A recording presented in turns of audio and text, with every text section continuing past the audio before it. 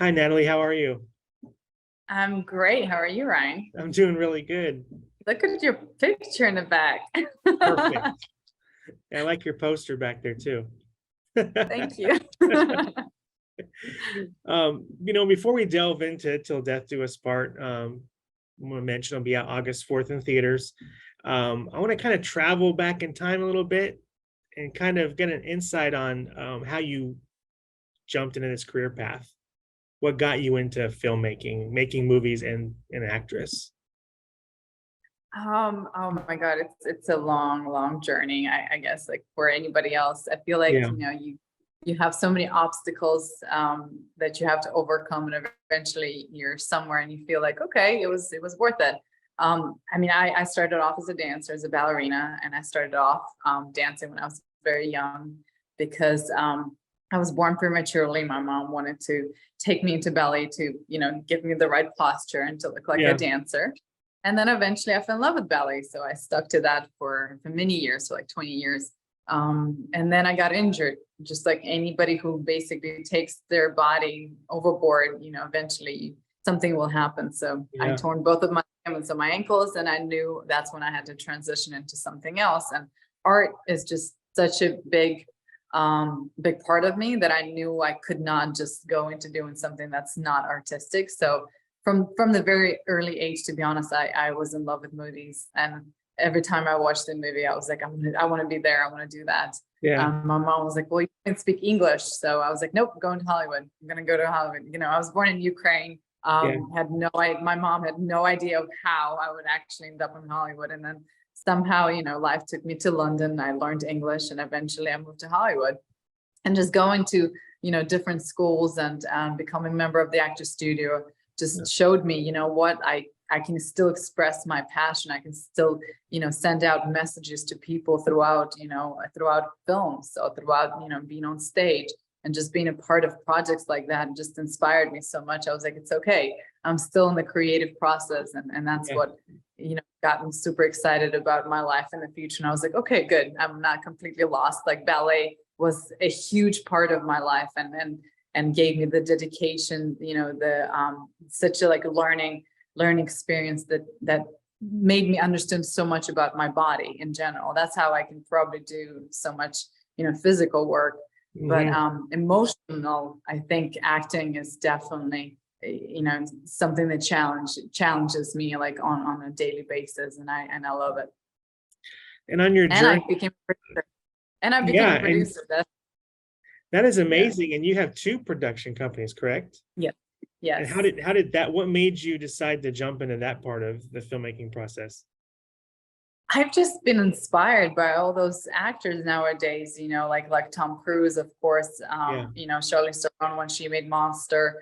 There's so many actors like Brad Pitt, all those like Matt Damon. They have companies that now, they produce movies besides them acting in it. They also yeah, produce content. And I was like, you know what? I think that's the world we live in nowadays, that you have to multitask, and you have to be okay with doing multiple things. It's inspiring. And I was like, I can do that. Like I can yeah. create maybe movies that I can portray certain characters that inspire me, and then maybe afterwards inspire the audience out there. So, and I'm a huge fan of like horror movies, since I was a kid. Like one of my favorite movies is Alien and Aliens. So Yeah. Sigourney Weaver is like my, inspiration. And I've always wanted to play powerful characters like that, Yeah. like powerful females that can inspire other women out there. So of course, when I read this script, I was like, oh, Till Death Do Us Part, the bride, wow, Yeah. kicks ass. She takes a stand for herself. She goes out and she says, no, I'm going to pursue what I believe I deserve, and she literally, goes against all those seven angry groomsmen and then the groom Mhm. itself. And she doesn't take no for an answer. And I think that's a powerful message. And did you find was it difficult at all or a challenge? Because it's almost like you're playing dual characters in a way, because not to give too much away of the film, but there's a flashback Yeah. sequence that takes up a lot of the film as well. And it's almost like you're watching two different films and they kind of come together at the end of the film, which was a great payback, by the way. Was that difficult at all doing that? it was interesting. It wasn't difficult. It actually helped me understand that my character is not one note. Yeah. Kind of like I guess how people are in real life, you know, when they say, hey, why don't you be yourself? And I always question that. I'm like, well, what Yeah. do you mean myself? Like which myself do you want? You know, I can be angry, I can be upset, I can be happy, I can be Yeah. funny, I can be, crazy. Like which part is it? And so I realized, I was like, oh, okay, so it's cool. Like my character doesn't have one dimension. It has an arc. It has so much more to it. You know, it made me understand that she was really in love with the groom, that she really wanted to fight for her life with him, that she Mhm. wanted to have certain lifestyle going on. She really wanted this wedding. And then eventually there's something that happens in the middle. And, you know, she understands that she can't have it all as a female, as a woman, and she has to choose what's more important, you know, staying with him and then always watching her back and always being nervous, or going by herself and actually pursuing the importance of like what's important for a female, like for a woman. And I think a lot of the times like we settle down for things that we think they're good for us, but they're not. Like we deserve still better. And going into unknown, you know, and saying no to something, starting over is always scary. But I feel like it brings just a different life. And I always think that, you know, whatever happens for a reason. So, you Mhm. know, it made me understand my character better, having these two absolutely different kind of like storylines that we shot. And then I love the fact that they come together, and I love the fact that the audience in the end will hopefully understand them and be like, oh, now I get it, you know. And that just made my character way more rounded and way more important. Oh, you definitely hit the nail on the head, because that's exactly what happened, at least from my perspective when I watched it. At the very end, it all came together. I'm like, now, Meg, I get it. This is awesome. So I have That's a feeling that everybody's going to have that same experience. At least I hope they do, because yeah, it enriched the film that much more, because your yeah, character just changed so much. Just yeah, and yes. you Thank know, you. for Yeah. the horror fans out there, there's like in the picture behind me, there's a chainsaw in the movie. There's so much blood. There is gore. So I Yeah, mean, it is kind of a little action in there as well. And there's some yeah. comedic parts in there, so it kind of has a little bit, I think, for everybody. And I think everybody's gonna have a good That's time with what it. that's what I love. Yeah, that's what I loved about the script, because it's such a like genre bending movie. Yeah, I love the fact that it starts off like a rom-com and then it just switches on you and you're like, wait, what's happening? And all of a sudden you're going into the suspense, and then you're having this into this like home invasion, and then it's like horror, and then all of a sudden comedy, you know, and like we have comedy like that we added, and it's legitimately like the situation just like outrageously funny, you know. And then action, we have like I think like we have enough action for the action fans to be like, ooh, this is good, you know. Like hopefully they'll appreciate the fact that we did everything, you know, and we shot everything like a one thing, you know. So it's not like we didn't cut too fast, you know. We yeah. didn't use stunt double. There's only like I think two things that I did not do. There was one, a suplex fall, and the fall from the motorcycle. I didn't do that. So everything else I did myself, and we were purposely trying to do that. That's why I trained before, because I wanted the audience to stay connected and to really feel like it's happening for the first time. And all the martial arts, that's 100% you. Yes. That is awesome. How is that experience, the choreographing of that whole process? I mean, 'cause there was a lot of it, and it was, as when you're critiquing something and watching something, it's kind of, I was critiquing it and I was watching very closely, and I'm like, this is all legit. Like it wasn't, and I'm just like, this is Yeah. amazing. So I want to just kind of get into that part. Like, how was that whole process for you? I spent about a month training prior to Wow. filming, or like maybe a few weeks. And it's not like we weren't training like the choreographies or anything, because you never know, like the location could change. You know, we didn't have a Yeah. location. It was just like, it's just for me. I always train prior to filming any action movie, because I want to be physically prepared for anything, like whatever they throw in my way. I'm like, okay, I'm ready. Plus, when you film like action scenes, you have to do multiple takes of it. So you Yeah. have to be prepared that you're going to repeat it over and over and over and over again. So if you choose to do, like, let's say, like I did a backflip, off the bookcase, I had to do it multiple times a day, like a lot of times a day. So you have to know that your back is going to be sore after a while. So you have to train your back, so there's certain things that just physically you just have to be ready to attack these fight scenes. And you're going to be fighting, if you're filming fight scenes that day, then you're going to be filming for 12 hours. So it's not like you go to the gym and you just spend an hour at the gym and you're like, okay, I'm good. No, this is like physical like boot camp where you're like nonstop using your body for like 12 hours nonstop. So you have to be physically prepared. So it wasn't even that we knew the choreography prior to, because I'm pretty fast in picking up choreographies, I think because of my dance experience. So once we got on set, we had previews that we created with DUI style, like we trained in the park, but once we saw the location, Timothy Woodward Jr., the director, basically said, nope, we're going to use, the house now. We're going to use all those things, try to incorporate into the fights and make it real, make it gritty, make it raw, make it uncomfortable, make it more like it's happening right now and not less choreographed. And so we basically threw away everything and we just started over. So everything was happening in the moment.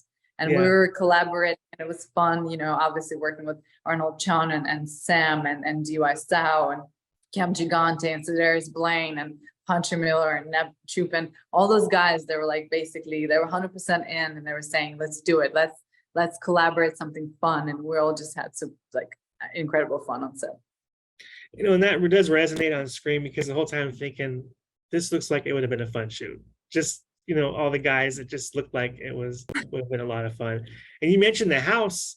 That house is a character in itself. I love that house. So was that a set, or was that actually on location somewhere? It was on location. We found that house. We've looked at so many houses prior to that, and it was our last house that we looked at, and it was way over budget for us, and we could not afford it. But we sat there until the last minute, literally last minute. We had to make a phone call at midnight. We had to decide between one house that was like 3 times less or this one. And we're like, well, you know what, let's just dive in. And I'm said, and we were both like decided with Timothy, because he produced it as well. We were like, you know what, we have to do this, because it's gonna matter so much on screen. And with our cinematographer, like an Emmy-winning DP, Pablo Diaz, and having Timothy, him being on set and just using his creative mind. I mean, he's a genius. Like once you give him a task or, a screenplay and an idea, he emerges into it, and he comes up, you're in good hands. So that's why, he has an Emmy as well. So maybe that's why, because he's one of those amazing creative directors that any actor would just would just love to work with him. Like Cam, we had a scene between Cam Gigante and myself, and that scene to me was one of my favorite scenes to work on, because we were running out of time, and in a way it was almost like a blessing. I would have never done it otherwise, but because we were running out of time, Timothy was like, well, why don't we shoot it almost like a play? It was almost like five pages scene of dialogue, including the fighting and the knife and all kinds of stuff. And we were like, okay, let's do it. And neither of us knew the dialogue like super well. But as soon as we heard action, I don't know how it happened. We just immersed into it, and we just did it. It was one of my favorite experiences ever. No, it was like a play, like you said. There was a lot of art to it. And like you said, a lot of times we're challenged, we're put in these positions, we run out of time, and it brings out the best in us. That creative. I think side. So. Yeah, I think, and it keeps the audiences like even more connected, to the characters, and they can almost like be like they feel like they're there with us, and they can see what's happening. Yeah, definitely. And do you have anything you're working on right now? I recently worked on the film, also an indie movie that's non-AMPTP, just like our film, with a wonderful actor Terrence Howard, Jenna Malone, and Tom Everett Scott. It's a project called The Movers. I'm excited to be a part of that. But so far, I'm waiting to see what's going to happen with strike, and I obviously support my union, and hopefully we will get the resolution very soon, so we can go into working more on our films and creating more more beautiful films for the audience. And do you think you're gonna start working more in the horror genre? I know you're I love horror. I Yeah. love horror. Like I honestly, like my mom thought I was crazy because I used to watch horror when I was like 3 years old, like Yeah, 5 years same old. here. And my mom would just turn off the TV. She thought I needed to see a psychiatrist. She was like, okay, that's not normal. And I'm like, I love when I go to sleep and I have like horror dreams. To me, it's like I'm creating something. Like Yeah. my imagination just goes wild. Like I absolutely love it.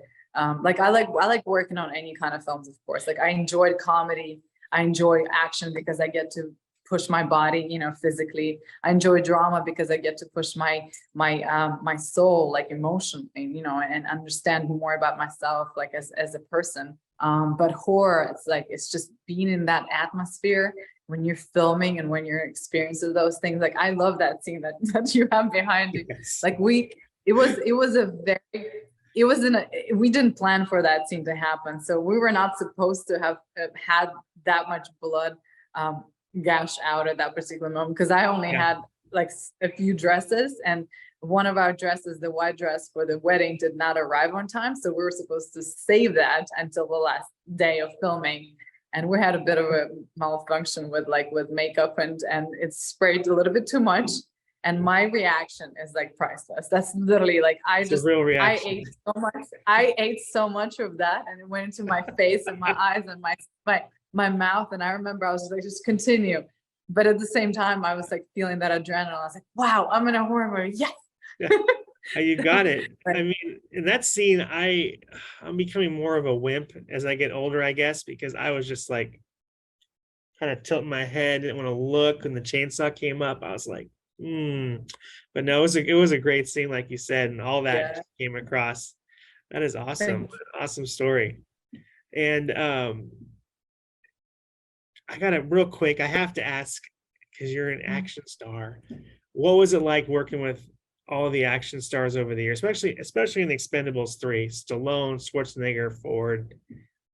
Oh my God, those guys are just, I mean, I was so fortunate and lucky to be a part of a movie where you just meet all your legends in one, one film. Yeah. It's like I didn't have to book, separate movies. All I had to do just like be so lucky to play Mel Gibson's wife and in Expendables 3, and all of a sudden be in company of those wonderful actors and just mentors, to be honest, because I've watched all of those movies. I watched all of their movies and I looked up to them, and I wanted to be like them. Being a female, I was still thinking like, well, I want to be in Braveheart. I want to do this. I want to do that. I want to be Rocky, and they inspired me. And that's why I opened my production companies, because I was like, I want to create this content. I want to play a strong female, empowered woman who can kick ass, who can stand up for herself, and just telling stories of achieving something, and making the audience believe that they can do stuff as well, inspiring people out there. So when I met them, I was like, okay, if they can do it, I can do it. And they're just like, they're wonderful people. I got to talk to, Stallone again. He told me his upbringing, how he created Rocky, and and Antonio Banderas, with whom I worked recently. I produced a movie called Enforcer. Wesley Snipes. I mean, like Dolph Lundgren, of course, with whom I worked like on 4 different movies already. I mean, everybody. Harrison Ford, with whom I'd love to work with one day. He's just, all those actors. They're legends. And they're just they own their craft. They're amazing. Oh, I bet. So this has been so inspirational. It has been amazing speaking with you. Thank you. I hope this really, there's a lot of people out there that I know that want to take that plunge into filmmaking and getting involved. And I really hope that this inspires them, to go out and do that, because like you said, it's a journey and you have to be patient, and there's just so much. Yeah.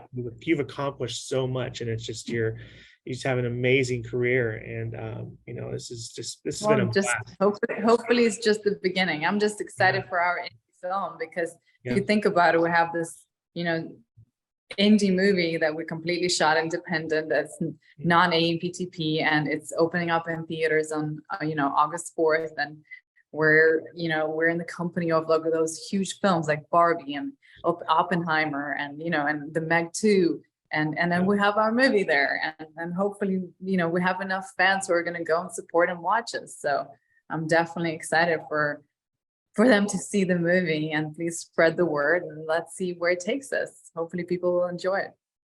We will for sure, and then hopefully, you know, the streaming, you know, will pick up with it, and then on demand and all that. And never know, maybe you can get a physical release. There still are a lot of collectors out there that love buying that stuff, including myself. So, Oh yes, okay. Well, definitely. thank Don't you. hesitate to reach out. Well, thank you Yeah. again, Natalie. It's been a blast. All right, hopefully we get to Thank you talk so soon on a horror film. Yes, absolutely.